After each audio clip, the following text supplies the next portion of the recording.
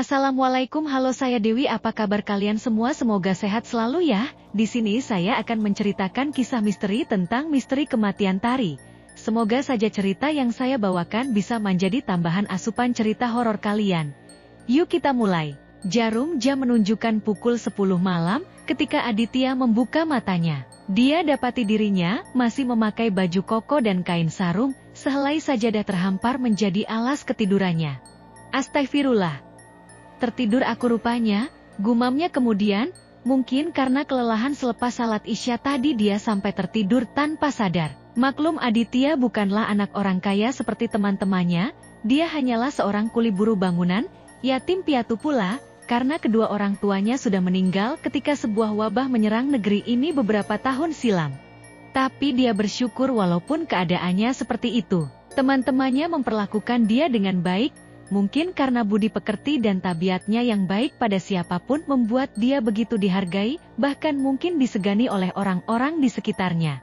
Aditya bangun dan beranjak ke dapur, tenggorokannya terasa kering, mengambil segelas air putih dan meminumnya. Tepat pada tegukan ketiga, ponselnya berbunyi, sebuah pesan masuk melalui aplikasi WhatsApp-nya. Tari, ada apa dia ngechat malam-malam begini tumben? Pikirnya.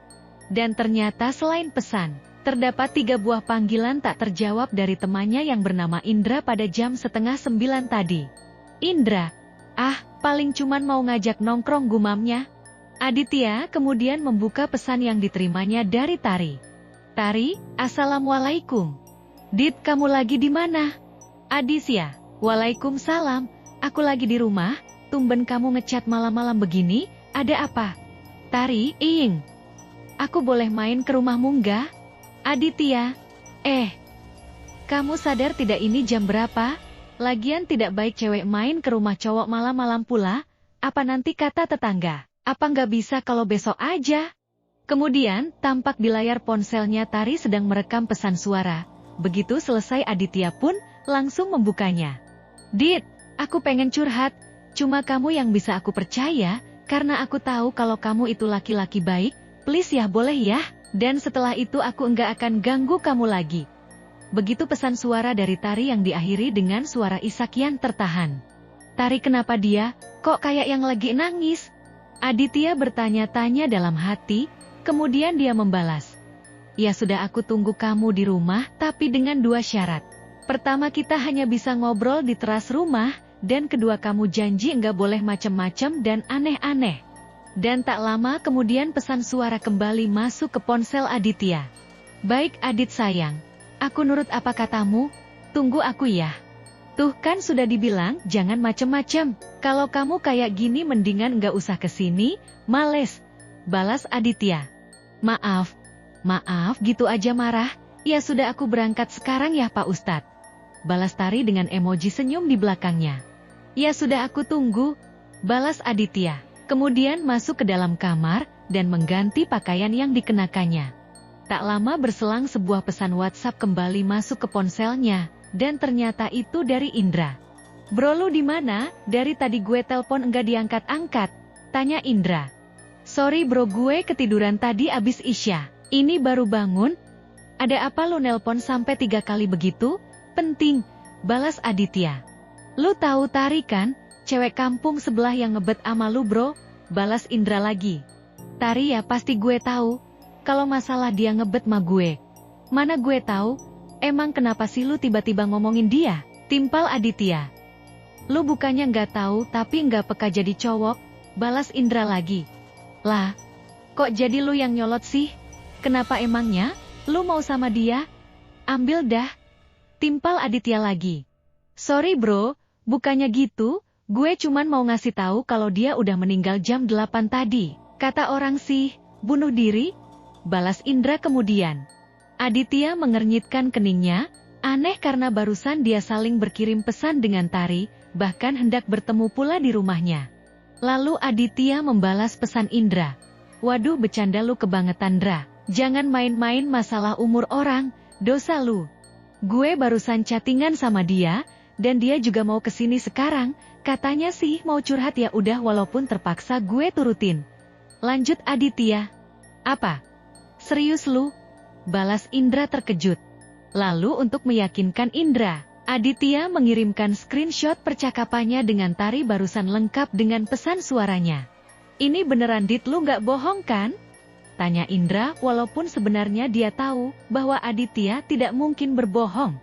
Ketika Aditya hendak membalas pesan Indra, terdengar suara ketukan pada daun pintu diiringi dengan ucapan salam, dan dari suaranya ketahuan bahwa itu suara perempuan, suara Tari.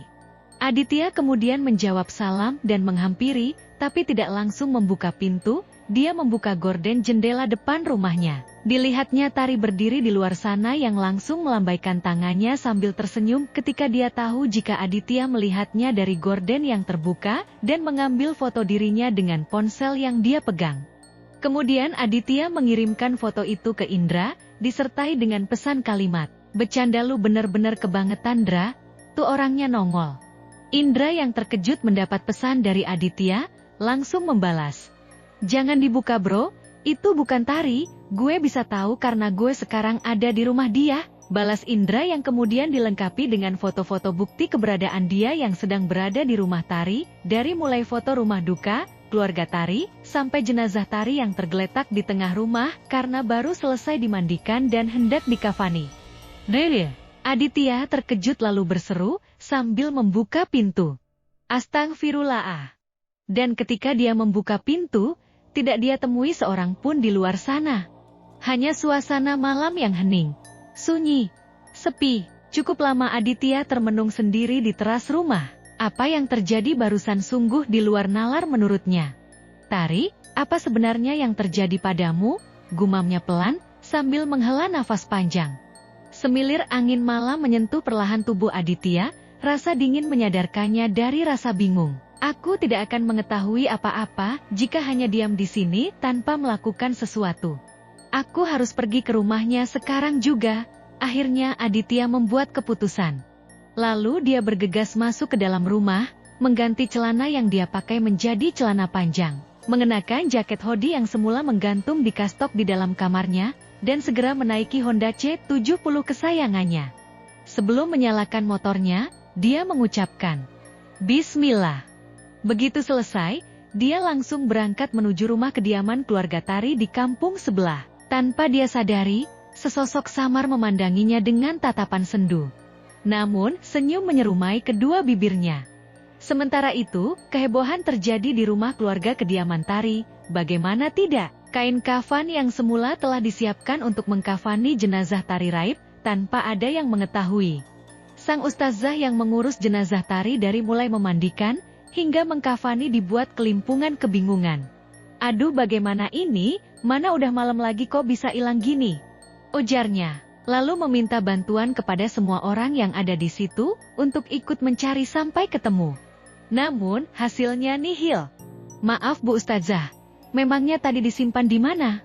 tanya Adrian, ayah Tari. Lelaki paruh-baya yang masih terlihat gagah, namun tidak dapat menyembunyikan kesedihan akan kematian anaknya. Itu terlihat dari kedua matanya yang sembab dan memerah.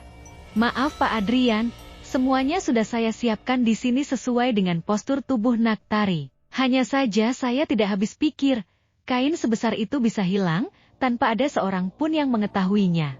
Padahal seperti yang Pak Adrian lihat sendiri, di sini banyak orang," jawab sang ustazah yang bernama Dini itu. "Lalu bagaimana ini? Apa yang harus kita lakukan sekarang? Tadinya saya pikir jenazah anak saya bisa dimakamkan malam ini juga, tapi sekarang situasinya seperti ini," keluh Adrian sambil menghembuskan nafas berat. "Begini saja Pak Adrian, jenazah Nak Tari kita tutupi dulu dengan kain yang kita pakai tadi. Biar saya telepon suami saya, agar menghubungi deka masjid. Mudah-mudahan mereka punya stok kain kafan di sana, bagaimana?" ujar Ustazah Dini kemudian. "Saya menurut saja bagaimana baiknya Bu Ustazah," jawab Adrian pula, matanya menatap wajah putrinya yang telah memucat kaku. Rasa perih kembali menerpa relung hatinya, anaknya yang setahu dirinya ceria, lugas, mudah bergaul dengan siapa saja harus mengalami kematian dengan cara mengenaskan, bunuh diri. Tak selang berapa lama, sampailah Aditya di rumah kediaman keluarga Tari. Dilihatnya bendera kuning tertancap di pekarangan. Aroma kesedihan begitu terasa, disertai rasa tidak percaya bagaimana mungkin anak perempuan sebaik Tari mengalami kematian yang begitu tragis. Indra yang sedang duduk terkantuk-kantuk langsung bangkit menghampiri ketika tahu Aditya datang ke rumah duka. "Lu datang, Dit? Gue kira lu gak bakalan kesini," ujarnya pada Aditya.